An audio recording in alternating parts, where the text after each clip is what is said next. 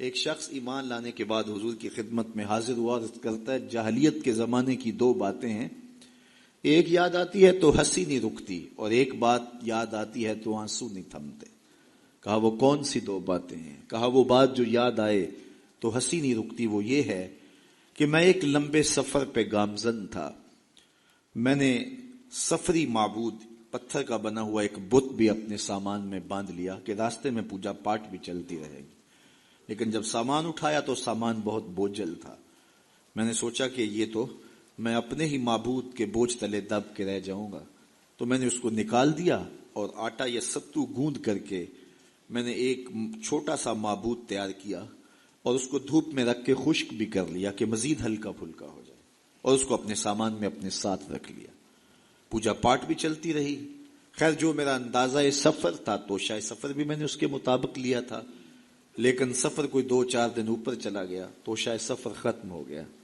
ایک آدھ دن تو میں نے بھوک کاٹی، لیکن جب انتڑیوں میں بل پڑنے لگے اور مجھ سے گوارا نہ ہوا تو میں نے تھیلے سے اپنے اس معبود کو نکالا جو آٹے کا بنا ہوا تھا، اس کو پتھر پہ رکھ کے کوٹا، پھر اس میں پانی ڈالا، پھر اس کو گوندا، پھر روٹی پکائی اور پھر کہا میرے معبود اب کام نہیں آئے گا تو کب آئے گا؟ اب تو میری انتڑیوں میں بل پڑ رہے ہیں، مجھے جاہلیت کے زمانے کی وہ یاد آتی ہے تو مجھے اس بت کی بے بسی پہ ہنسی آتی ہے۔ کیسا بے بس معبود تھا جو اپنے پجاری کو اتنا بھی گزارش نہیں کر سکتا تھا، مجھے پوجنے والے میرے پہ اتنا تو ترس کھا، اب مجھے دانتوں تلے چبا کے تاریک میدے میں پھینکے گا، پھر گندگی کے ڈھیر پہ ڈال آئے گا، آخر میں تیرا معبود رہا ہوں، میرے پر یہ قیامت تو نہ توڑ۔ تو ایک تو وہ یاد آتی ہے بات تو میری ہنسی نہیں رکتی، اور جو دوسری بات مجھے یاد آتی ہے تو میرے آنسو نہیں تھمتے، اور وہ یہ ہے کہ میری بیوی امید سے تھی اور میں لمبے سفر پہ گیا، کئی سالوں کے بعد واپس پلٹا تو میرے آنگن میں بیٹی کھیل رہی تھی۔ میری بیوی نے اس ڈر سے کہ کہیں بیٹی کو دیکھ کر کے زندہ درگور نہ کر دے، اس کے توتلے لہجے میں میرے لیے محبت ڈال دی تھی، اور وہ مجھے یا آباتا ہو کہہ کے مخاطبہ کرتی ہے اور میری ٹانگوں سے چمٹ جاتی ہے۔ میں صفاق تھا اندر سے اور مجھے بڑا غصہ آیا۔ میں نے اپنی بیوی کو گھورا کہ ایک تو نے سانپ کو جنم دیا ہے اور دوسرا نخرے کر دی، اس کو باتیں سکھائی ہیں، اور موقع کی طاق میں رہا۔ لیکن اس بیٹی کے سینے میں میرے لیے اس کی ماں نے اتنا پیار ڈال دیا تھا، بیٹیاں تو ویسے بھی باپ سے ٹوٹ کے پیار کرتے ہیں، بیٹیوں کی محبت تو مثالی ہوتی ہے، پھر ماں نے محنت کی تھی کہ اس کا باپ کوئی انتہائی قدم نہ اٹھائے، تو اس کے لیے اس کے باپ کے لیے بے پناہ محبتیں ڈال دی تھی۔ کہتے ایک دن میں نے موقع پایا اور اس بیٹی کو اٹھایا اور صحرا میں لے گیا۔ میرا خیال یہ تھا اس سے آج جان چھڑا لوں، اور گڑھا کھودنے لگا۔ کڑکتی دھوپ تھی، میرے بدن پہ پسینہ نمودار ہوتا تھا، وہ آگے بڑھتی اور اپنے دوپٹے سے میرے ماتھے کا پسینہ پوچھتی، لیکن میرا دل پھر بھی نرم نہ ہوا۔ خیر جب میں نے گڑھا کھود لیا تو باہر نکلا تو میری بیٹی نے سکھ کا سانس لیا کہ میرے باپ کی مشقت ختم ہوئی، لیکن وہ نہیں جانتی تھی کہ اگلی مشقت کس کی شروع ہونے والی ہے۔ میں باہر نکلا اور اس کو زور سے اس گڑھے میں دھکا دے کے اوپر سے مٹی انڈھیلنے لگا۔ وہ ننھے ننھے ہاتھ جوڑتی رہی، چیختی رہی اور مجھ سے گزارشیں کرتی رہی کہ یہ کیا کر رہے ہو، لیکن میں اوپر مٹی انڈھیلتا رہا اور اس کی چیخیں اس ریت تلے دب گئیں۔ آج جب اسلام لایا ہوں تو اس کی چیخیں مجھے سونے نہیں دیتی۔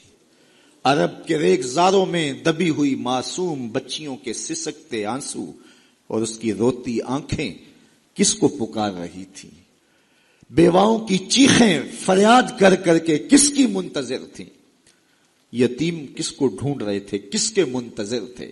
زمانہ آنکھیں فرش بچھائے ہوئے کس کا انتظار کر رہا تھا؟ وہ جس کے نام پر داؤد نے نغمہ سرائی کی، وہ جس کے ذکر پر شاہ سلیمان نے گدائی کی، دل یحییٰ میں رہ گئے ارماں جس کی زیارت کے، لب عیسیٰ پہ آئے واز جس کی شان رحمت کے، جو بن کے روشنی پھر دیدائے یعقوب میں آیا، جسے یوسف نے اپنے حسن کی نئے رنگ میں پایا۔ نہ دانم آ گلے خنداں چے رنگ و بو دارت، کہ مرغے ہر چمنے آرزوئے او دارت۔ ہر کوئی منتظر ہے، کوئی ہاتھ پھیلا کے کہہ رہا ہے ربنا وابعث فیہم رسولا۔ مالک آنکھیں بوڑھی ہو گئی، اب اس رسول کو بھیج بھی دے۔ حضرت عیسیٰ تو بولے مبشرم برسول یاتی من بعد اسمہ احمد، چلو نام بھی بتائے جا رہا ہوں، ان کا نام احمد ہوگا۔ زمانہ منتظر تھا، پوری دھرتی انتظار کر رہی تھی. بیواؤں کی چیخیں اور یتیموں کی آہیں اور معصوم بچیوں کے دبے ہوئے آنسو جب ریت سے پکار کرتے ہوئے عرش الہی کو جنبش دینے لگے تو اللہ کو دکھی انسانیت پہ رحم آیا. آمنہ کی آغوش میں محمد عربی تشریف لے آئے. ناگہاں ساکن ہواؤں پر روانی آ گئی اور چمن کے پتے پتے پر جوانی آ گئی. آج زانو ازل نے صبح پہ انگڑائی لی اور مسکرا کر ایک کرن نے ہاتھ میں شہنائی لی. مخزن اسرار قدرت کے امی پیدا ہوئے. غل ہوا دنیا میں ختم المرسلین پیدا ہوئے. ایک بہار پھیلی نا. ربی ویسے بھی عربی میں بہار کو کہتے ہیں. ربیع الاول آغاز بہار. کہا محبوب تو محبوب ہے اور محبوبوں کو بہاریں ہی سجتی ہیں. جب گلیاں چٹکنے لگے گی, غنچے مہکنے لگے گی, جب کائنات بہار بن جائے گی, جانے بہار بن کے تشریف لے آنا. تو ان کی جلوہ گری, ان کی تشریف آوری انسانیت پر اللہ کا بہت بڑا احسان. اسی لیے اس کو جتلایا اور کہا لقد من اللہ علی المؤمنین اذ بعث فیہم رسولا. تو یہ احسان عظیم ہمارے اوپر ہوا. اتنی بڑی نعمت, وہ نعمت عظمیٰ جس کے لیے نبی منتظر رہے, نبیوں کی ٹیمیں منتظر رہیں, اور ہم نے کوئی آرزو تو نہیں کی تھی. وہ تو منتیں مانتے رہے. بحیرہ راہب کہاں بیٹھا تھا, نستورہ کہاں بیٹھا تھا, کہاں کہاں منتظر ان کی راہوں میں لوگ بیٹھے تھے. شب ہجر کی سختیاں کوئی اس سے جا کے پوچھے, تیری راہ تکتے تکتے جسے صبح ہو گئی. زمانے منتظر رہے, صدیاں منتظر رہیں, لوگ راہوں میں بیٹھے رہے, ہم نے کوئی انتظار نہیں کیا. آنکھ کھلی, ہمارے والد صاحب مؤذن کو مسجد سے بلا لائے. انہوں نے کان میں آ کے کہا مبارک ہو, تو حضور کا غلام بن کے آ رہا ہے. شاہوں سے ملا ہے نہ تونگر سے ملا ہے, اللہ کا عرفان اسی در سے ملا. اوروں کو ملا ہے تو مقدر سے ملا ہے, مجھ کو تو مقدر بھی تیرے در سے ملا ہے. تو یہ ہماری خوش بختی, ہماری فیروز بختی کہ ہمیں وہ محبوب نصیب ہوئے جس کے لیے زمانے تڑپتے رہے, ترستے رہے, منتظر رہے, آنکھیں بچھی رہیں, تمنائیں بےتاب رہیں, آرزویں مچلتی رہیں, لیکن وہ جانے بہار بن کے تشریف لے آئے. اب جب حضور تشریف لائے ہیں, پھر صحابہ نے تو حد کر دی نا, اپنا سب کچھ ان کے نام پہ لٹا دیا. کہا آپ کے دین کا جھنڈا لے کے اٹھیں گے اور دنیا کے آخری کنارے تک پہنچیں گے. پھر تابعین نے وہ جھنڈا تھاما, تبع تابعین نے وہ جھنڈا تھاما. اس شخص کی کہانی ہم نہیں بھول سکتے جو گھوڑے پہ بیٹھ کے اللہ کے نام کی دعوت دیتے ہوئے آگے بڑھا, آگے دلدل آ گئی, زمین ختم ہو گئی, تو گھوڑے کی باگیں کھینچ لیتا ہے اور کہتا ہے مالک میرے جذبے تو جوان تھے, تیری زمین ہی ختم ہو گئی. اس پہ اقبال نے کہا تھا دی اذانیں کبھی یورپ کے کلیساؤں میں, کبھی افریقہ کے تپتے صحراؤں میں, دشت تو دشت دریا بھی نہ چھوڑے ہم نے, بحر ظلمات میں دوڑا دیے گھوڑے ہم نے. تو وہ ہمارے اسلاف تھے. آج میں اور آپ حضور کے میلاد میں آئے ہیں. ہم ایک لمحے کے لیے اپنے باطن میں اتریں, اپنے اندر اتریں اور سوچیں کیا ایک محفل سے حضور کی محبت کا حق ادا ہو جاتا ہے؟ کہ ایسے ہاتھ لہرانے سے حضور کا محبت کا حق ادا ہو جاتا ہے؟ کڑکدار نعرہ لگانے سے حضور کی محبت کا حق ادا ہو جاتا ہے؟ کیا لوگوں کو بلائیں, دعوت دیں, کھانے کھلائیں, بریانیاں کھلائیں تو کیا حضور کی محبت کا حق ادا ہو جاتا ہے؟ آئیے اگر حضور سے محبت کرتے ہیں تو سر سے لے کر پاؤں تک حضور کی غلامی کے رنگ میں رنگے جائیں. ہمارے استاد فرمایا کرتے تھے یہ نہ ہو کہ لوگ تمہیں پوچھیں تمہیں کون ہوتے ہو اور تمہیں بتانا پڑے کہ ہم مسلمان ہوتے ہیں, یہ دیکھو مذہب کے خانے میں اسلام لکھا ہے. فرماتے تھے صاحب کسی کو پوچھنا نہ پڑے, تجھے بتانا بھی نہ پڑے, تیری وضاقتہ, طرز زندگی, انداز معاشرت ایسا ہونا چاہیے تو دور سے آ رہا ہو, لوگ پہچان کے کہیں وہ دیکھو آقا کا غلام آ رہا ہے. نور آنکھوں میں تو چہروں پہ اجالے ہوں گے, مصطفیٰ والوں کے انداز نرالے, دنیا میں بھی ان کے دم سے مقدر چمکا, محشر میں بھی ان کی رحمت کے حوالے ہوں گے. تو یہ میری اور آپ کی فیروز بختی کہ ہمیں وہ رسول اور نبی نصیب ہوئے.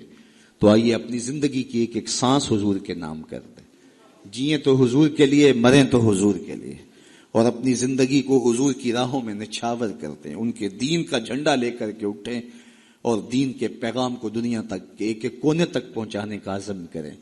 اور وہ کیسے ممکن ہوگا کہ ہم اپنے انداز زندگی کو تبدیل کریں. جب کوئی شخص صالحیت کا لبادہ پہن لیتا ہے تو پھر وہ زبان سے نہ بھی بولے, وہ سنت و سیرت کا پیکر گلی سے گزر بھی رہا ہو تو وہ بھی تبلیغ کا رنگ ہوتا ہے. وہ بھی ایک انداز ہوتا ہے، دعوتی انداز ہوتا ہے. لیکن اگر میں زبان سے دعوت دین کی دیتا رہوں اور میرا رویہ، میرا عمل، میرا کردار، میرا لہجہ، میرے اخلاق اس کی نفی کر رہے ہوں تو میں حرف حرف منافقت کر رہا ہوں.